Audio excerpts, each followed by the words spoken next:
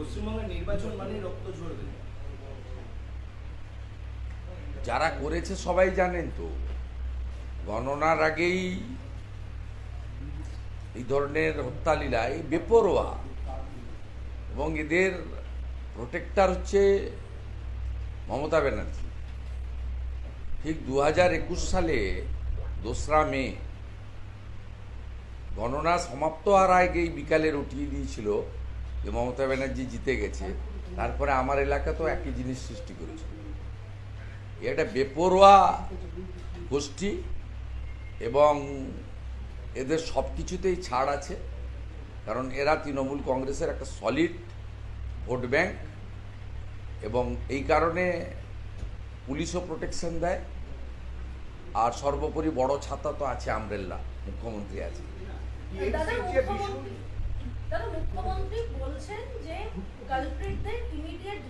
একটাকে ধরেছে গটাপ করে, তৃণমূলের লোকরা তুলে দিয়েছে। না, কেন দায় নিতে যাবে? উনি তো দায় চাপিয়ে দেন অন্য লোকের উপর। কোনো খারাপ জিনিসের দায় ভার তো উনি নেন না, কখনো নেন না। টিএমসি যে এতগুলো ভোট পেল এবং এত ভোটে জিতলো, কি বলবেন? প্রথম কথা হচ্ছে উপনির্বাচন। আপনি যতগুলো উপনির্বাচন হয়েছে, কি কায়দায় ভোট হয় সবাই আপনারা জানেন। আর পশ্চিমবঙ্গে কমপ্লিটলি মুসলিমরা তারা কনসলিডেট ওয়েতে ভোট দিচ্ছেন।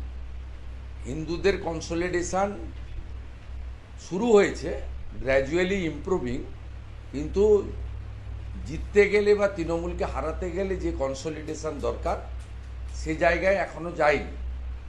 2024 সালে লাস্ট লোকসভা নির্বাচন যদি দেখেন, তাহলে হিন্দু কনসলিডেশন 54% হয়েছিল। আর আজকের উপনির্বাচন যদি দেখেন, এখানে ওরা 1 লাখ ভোটে জিতত। ইলেকশন কমিশন অনেকগুলো মেজার নেওয়ার জন্য এটা আটকে গেছে 50-এর নিচে। ওর বাবা জিতেছিল 47-এ, ও জিতেছে 49-এ। তা আমি আপনাকে বলি, আসতে দেন। এখানে দলের থেকেও মুসলিমরা মুসলিম ক্যান্ডিডেটদেরকে ভোট দিচ্ছে বেশি করে। সাগরদিঘিতে তৃণমূল হেরে গেছিল শুধু হিন্দু প্রার্থী দিয়েছিল বলে, মমতা ব্যানার্জির আত্মীয় দেবাশিস ব্যানার্জিকে দাঁড় করিয়েছিল বলে বাইরন বিশ্বাসকে ভোট দিয়েছিল। ঠিক একই কারণে বহরমপুরের ভোটারদের একটা বড় অংশের প্রিয়জন অধীর চৌধুরীকে তারা ভোট দেয়নি, যিনি বাংলা বলতে পারেন না, যার ক্রীড়াক্ষেত্রে পরিচিতির বাইরে কোনো পরিচিতি ছিল না, তাকে ইউসুফ পাঠানকে ভোট দিয়েছে মুসলিমরা, যেহেতু তিনি মুসলমান।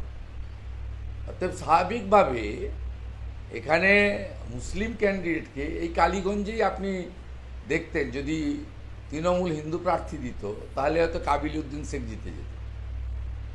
এই যে কমপ্লিট ধর্মীয়ভাবে ভোট দেওয়া, এটা হিন্দুদের থেকেও মুসলমানদের মধ্যে পশ্চিমবাংলায় বেশি করে হচ্ছে।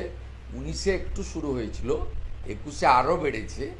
তারপরের প্রত্যেকটা ভোটে এর প্রতিফলন ঘটেছে, এবং সেই একই প্রতিফলন আপনি আজকে এখানে দেখতে পেয়েছেন।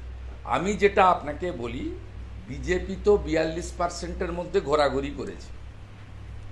আমি যাই, সুকান্তবাবু যান, শ্রমিক ভট্টাচার্য যান, আমরা তো এর বাইরে ওই এলাকায় বিজেপি প্রায় নিষিদ্ধ ছিল। স্থানীয় কার্যকর্তারা মঞ্চ মাইক বাঁধলে, পতাকা টাঙালেই তো নেতারা বা পদাধিকারীরা গিয়ে সভা করবেন বা কর্মসূচি করবেন। কমপ্লিটলি 58% জায়গায় কোনো পোস্টারিং, ওয়ালিং, ডোর ক্যাম্পেনিং বা কোনো স্তরে যারা প্রচারে যায় তারা নিষিদ্ধ ছিল, বিজেপির কমপ্লিট নিষিদ্ধ ছিল। আমরা ঘোরাফেরা যা করেছি 42%-এর মধ্যে করেছি। এবং আমি আপনাকে একটা উদাহরণ দিচ্ছি, আমি তো আগে থেকেও বলেছি যে এই হিন্দু কনসলিডেশনটা খুব এর যে এটাকে তো সামগ্রিক বলা যাবে না, সবসময় আমাদের মতো করে বলবো সেটা তো নয়, কিন্তু যে সিগন্যালটা কালীগঞ্জে উঠে এসেছে, it's a very good signal. এইটা যদি 26-এ পশ্চিমবাংলার বিশেষ করে 220 সিটে, যেখানে আপনার হিন্দুরা চাইলে এই ধরনের জোট বেঁধে তাদের মনোনীত প্রার্থীকে জিতিয়ে দিতে পারেন, মুসলিমরা ফ্যাক্টর হবে না। 220 অ্যাবাভ মুসলিম ভোট আছে 102টা সিটে, 30% অ্যান্ড অ্যাবাভ। তার মধ্যে বেশ কটা বিজেপিও জিতেছে, 30%-এর উপরেও বেশ কিছু সিট আছে যেখানে লাস্ট 21-এ বিজেপিও জিতেছে, সংখ্যাটা কম হলেও। কিন্তু যেখানে আপনি কিছু করতে পারবেন না সেটা হচ্ছে 74। বাকি 220 সিটে আপনার কিন্তু এই যে সিগন্যালটা আজকে হিন্দুরা দিয়েছেন, ওরা ভোট দিতে কম গেছেন, তার মধ্যে 3টে কারণ আছে। আমরা সেটা আগেই জানতাম। এক হচ্ছে উপনির্বাচন, উৎসাহ নেই। আমাদের 8-10 হাজার পরিযায়ী শ্রমিক হিন্দু বলেছে আমরা যাব না, জেনারেল ইলেকশনে যাব। এটাতে তো সরকার পরিবর্তন হবে না, আর আমরা যাওয়ার পরেও মার্জিন হয়তো কমবে, আপনারা জিততে পারবেন না। যাদের আগে থেকে চিকিৎসা বা বেড়ানোর জন্য বুক ছিল, পালপাড়া বলে একটা জায়গা আছে, তারা সবাই আপনার চলে গেছে। দ্বিতীয়ত, আপনার বৃষ্টির জন্য আমাদের প্রচুর ভোটার ভোট দিতে যাননি। আমাদের সব বুথে অত সাউন্ড ওয়ার্কারও নেই। স্বাভাবিকভাবে তাদের যে প্রত্যেকটা বুথ থেকে বের করে নিয়ে যাওয়া হয়, সে কাজে কোনো কোনো বুথে হয়েছে, আবার কোনো কোনো বুথে হয়নি। ওখানে আপনার টোটাল হিন্দু ভোটার অ্যাপ্রক্স 1,10,000।